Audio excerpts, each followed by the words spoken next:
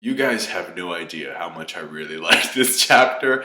To the point where I read it last night and I just couldn't go to sleep. I was so excited. Because the thing is, I kind of already have an idea of how things are going to play out. Talk about it later. Let's start from the beginning. The celebration of life and Luffy in this one cover page with the people at the bar was contagious. I felt happy just looking at this panel, at this one picture of Makino with her baby. People think that's Shanks' baby as well. Shanks, you are the father. You have Dan there and Woodslap, being all grumpy, like, I told him not to become a pirate.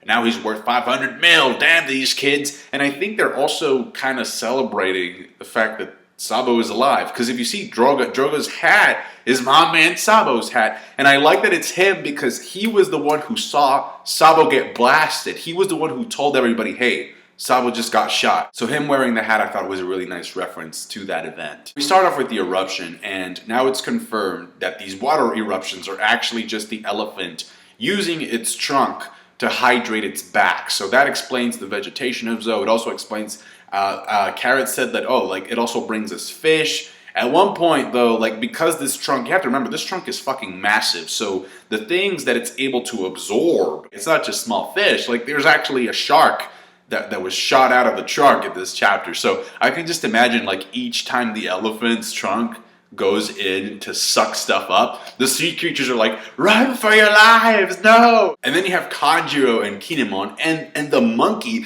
I was actually really surprised. This monkey is really small. So if he was actually the security guard for the entrance of Zoe, that makes even less sense now. Because it's a small little monkey and they're climbing up on this drawing of a cat, but then the freaking flood is coming towards them and Kanjiro's like, this is gonna melt. The cat is literally gonna melt. I think it would be hilarious if we see them throughout the entire arc trying to get up and they only get up by the end when everything's been settled and they're like, yeah, we're leaving.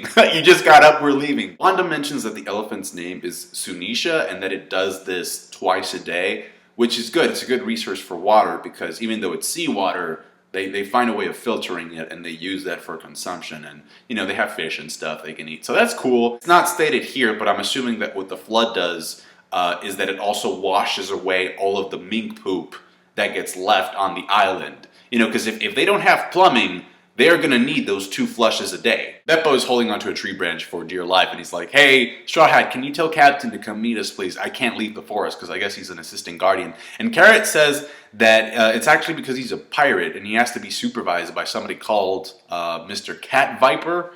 So a cat fucked a viper. We go to Zoro's group and Usopp is all the way at the top of a tower because he's scared of the water. But it also works for him because it's he can be the lookout and he eventually sees something that, he misinterprets as Carrot eating Luffy, which I thought was freaking hilarious. Robin being the fucking comedian of the group with her picture imaginations. Did you see the rainbow? We get near the area where those torture crosses are and Wanda just looks really, really sad. And there's this one shot that looks like Luffy wants to laugh, he's holding it in. He's like, we get a mini flashback of Jack torturing a mink. We know it's a mink because the person has fangs. And Jack is actually asking for somebody. He was there specifically looking for someone. The only 2 possible choices for who Jack could be looking for or was looking for are either Momonosuke or Sanji. Remember, Jack is working under Kaido, who is interested in producing artificial devil fruits. Momonosuke ate an artificial devil fruit. Doflamingo was very interested in getting his hands on Momonosuke, so it might be him.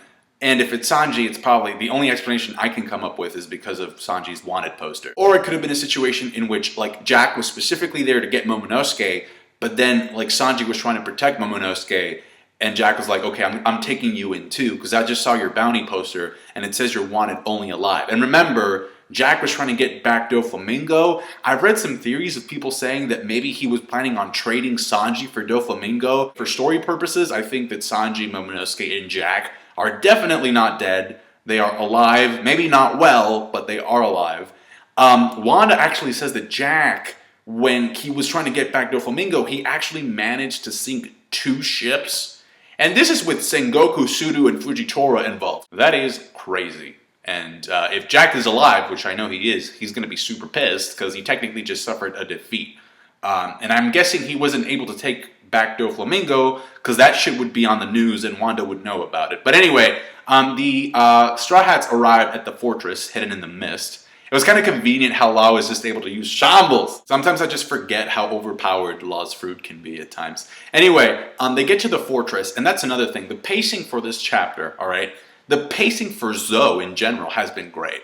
If this were fucking Dressrosa, it would have taken us at least 2 chapters of exploring the forest and just walking to this fortress. The environment for this fortress, though, is what got me. The architecture, you got like houses built up on trees, they look like pineapples. It kind of reminded me of Return of the Jedi, like where the Ewoks live and stuff. And I like how Zoro and Law have the exact same reaction to it. They're just like, That sheep dude that Nami is sleeping on reminds me of Jabba the Hutt a little bit. But that's the thing though, if you notice, both Chopper and Nami are dressed up as royalty. So I guess that might be like a way of the Minks kind of like, being grateful for Sanji's sacrifice. I don't know. Just as a side note, I don't think that I've ever seen Nami look this good. Because what she's wearing is like, it's like she looks like a princess, like straight up. And it's a very sensual outfit, but it's also very classy. And I love how she just straight up runs to hug Luffy. Like, fuck everybody else, I'm hugging the captain. And Chopper runs to Usopp like a little brother would run to an older brother. I just love that moment. Personally, I think Brook is still on Zoe, because Nami didn't even mention him. She was just like, oh, it's Sanji, it's about Sanji. So Brook, I think, is there. He's just not there with them at this point. He's just off doing something else. We're obviously going to have to get some type of explanation or a flashback in terms of what happened with Jack. And I think that I think for sure Sanji is not on Zoe anymore, because if he were, to me it's like, okay, he's there, but he's like, badly beaten or like, he's like severely injured.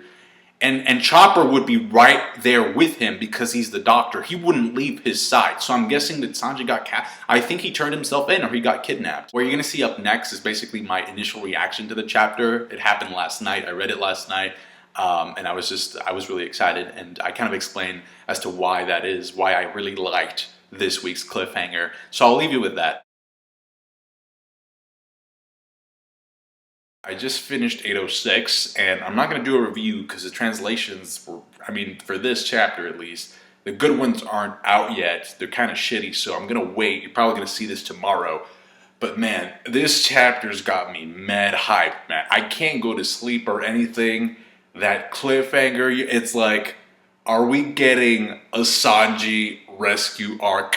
Are we getting an Enies Lobby part 2? Do you understand the implications of this for the story? It's like, if we get a rescue arc after Zoe, that's when shit's gonna really hit the fan. Shit is already about to hit the fan with the revolutionaries and the Blackbeard pirates, but this is like, the moment I saw Nami all depressed, and she just straight up runs to hug Luffy, she jumps to his arms, and she's sobbing, she's crying, and I got mad Water 7 vibes from Nami in this chapter. Do you remember when she's yelling out at Luffy who's stuck in between 2 buildings?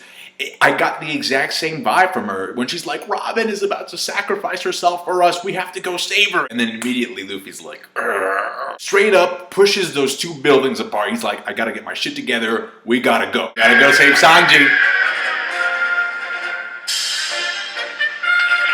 I don't know if people realize this, and this is why I'm really hyped up, because Oda usually goes to town on rescue arcs. It's like, holy crap, like he goes hard when it comes to rescue arcs.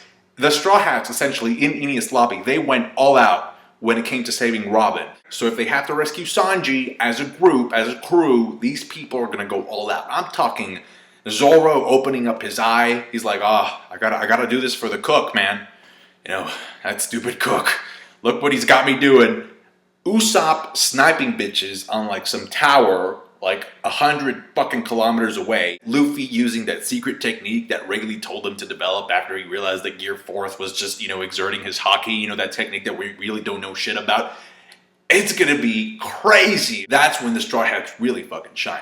Not when they're fighting corruption, not when they're trying to defeat like a tyrant, but when one of their own is in danger, these guys, they put their lives on the line for the possibility of getting that other person back. And I fucking love that shit. That's it for me. Thank you so much for watching, guys. I thought this chapter was freaking great. Like the review if you did. I appreciate that. Comment down below with your thoughts. Subscribe to my channel if you haven't. Rescue Prince Sanji 2016. Put that on a campaign poster. Catch you guys later.